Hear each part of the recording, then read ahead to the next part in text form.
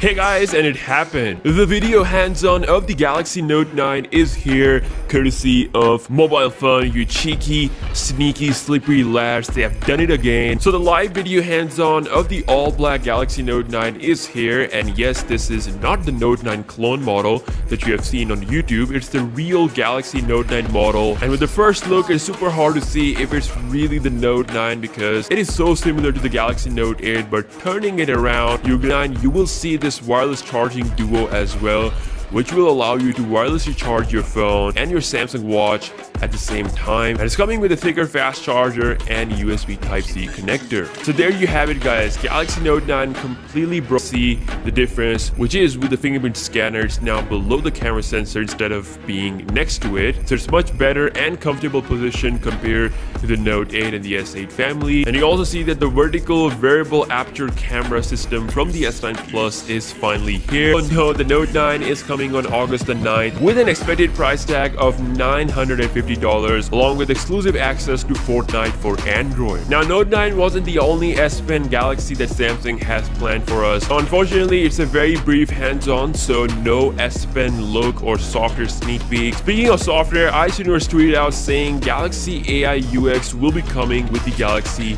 Note 9 along with the Bixby 2.0, which is said to be massively improved compared to the Bixby with the Galaxy Note 8. Along with the Note 9 broke down with all the leaks and everything, and the video leak was the final thing that we were waiting for, and it's here. I'm interested to hear your thoughts on this. Will you buy the Galaxy Note 9, or are you gonna settle with the Note 8 and wait for the S10? Let me know in the comment section below. In case you still don't know your thoughts, what are your thoughts? Are you upgrading to either of these devices? And stay tuned for more coverage, and I will see you guys in the next one. Peace out.